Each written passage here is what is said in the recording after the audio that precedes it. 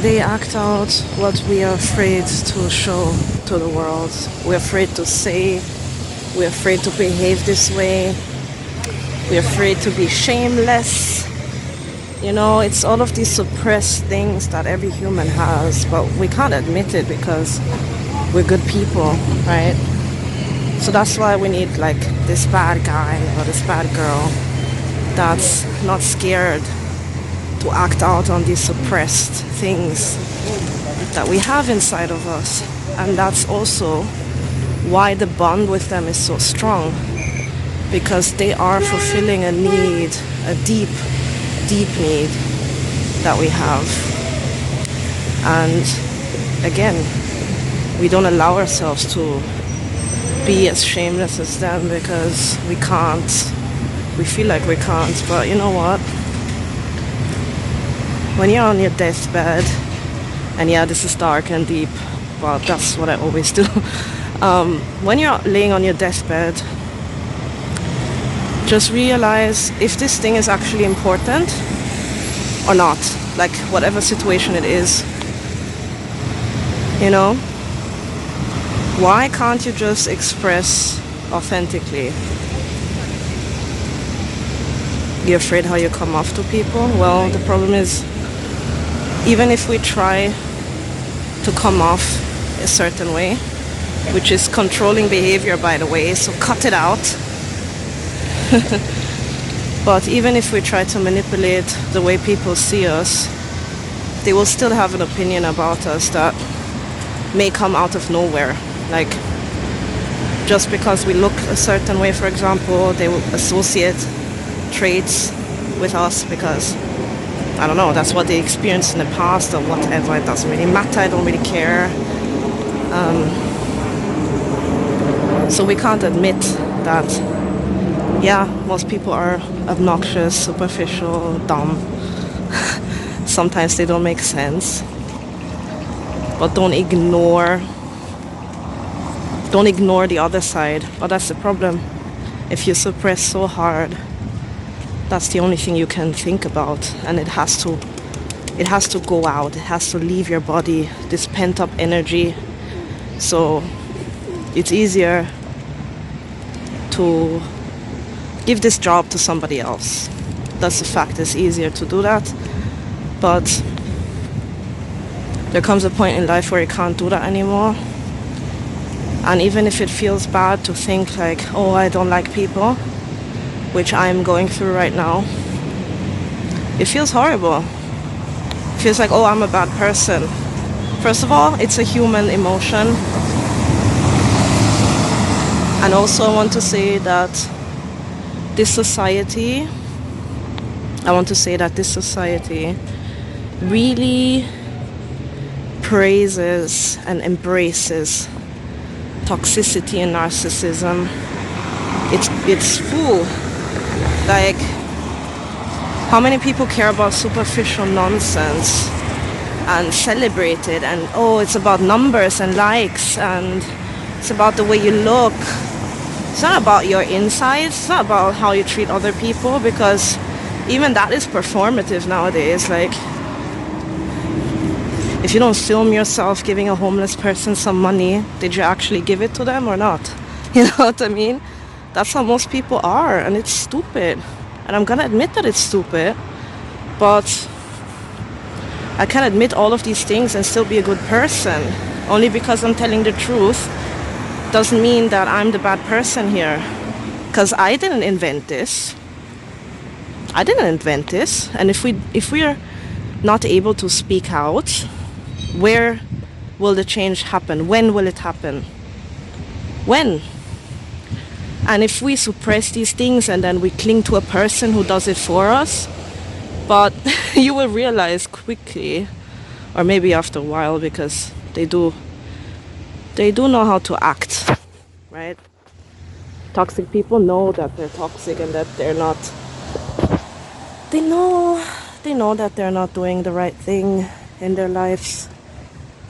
They feel horrible deep down. So they will not outwardly just scream in the streets, how horrible everybody is. They will not, like, they can even entertain people who they don't like.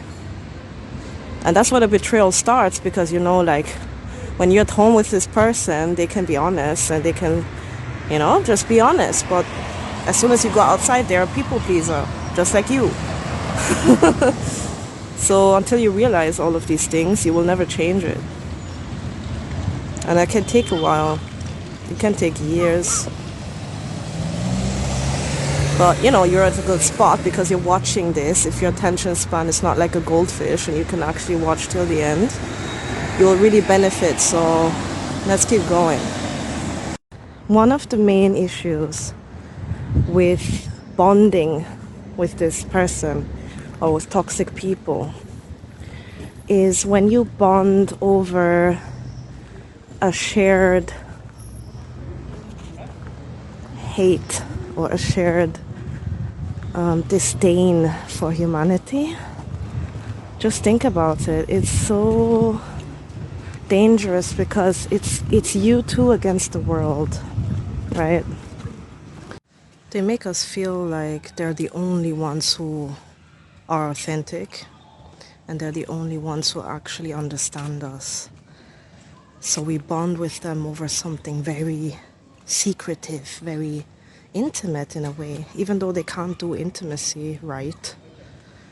You know, they're just intimate with everyone. But yeah, that's one of the things. When we're vulnerable, we are really open to being abused because that's where they get us, you know, that's where they get us in the fields. And they wrap a string around our hearts and just attach it to the hole where their heart is supposed to be. But it's just so crazy to me because recently, you know, one of the issues is that what happened with the narcissist is oftentimes we push it away, especially when we're not in the relationship anymore. But it keeps haunting us. It keeps haunting us, but we can't admit that, oh, actually this person, like we're like, oh, my childhood, this and that. And that's true. Because if our childhood was amazing and our parents were amazing and acted properly, let's say, we wouldn't find narcissists attractive. Yeah, and for some people this can be very hard because we think maybe it's one of our parents, but no, it's actually both of our parents a lot of times. And a lot of people don't want to admit that. We don't want to. Because if there's an aggressor, there has to be a victim, right? And that's where we run into our own issues with all of this, because we are the victim. They're the narcissist, we're the victim.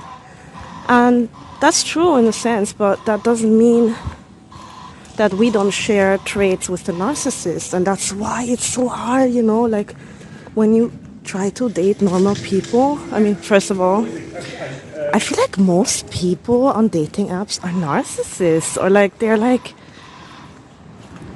unhealed.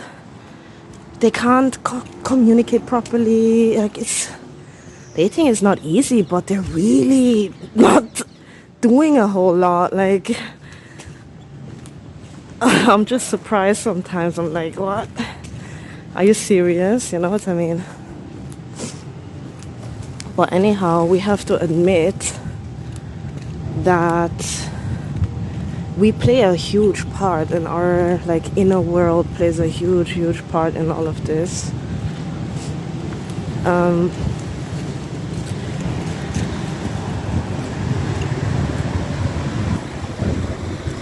So recently I was like, I'm not really like a big fan of humans. I'm sorry.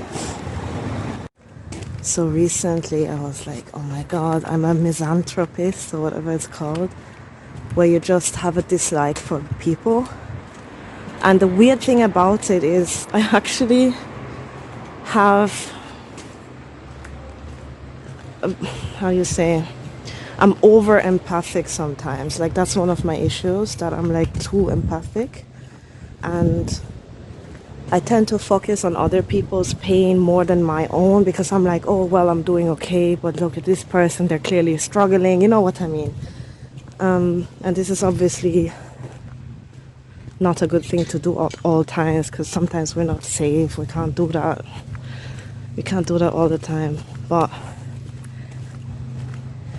And that's the thing. I don't know if it's really as much as it's like innate with us, the traits that we have with narcissists. I feel like sometimes we're suppressing something, like the dislike for people, because of our past. Like, it's easy to hate all people if your group of origin, like your family, didn't treat you right.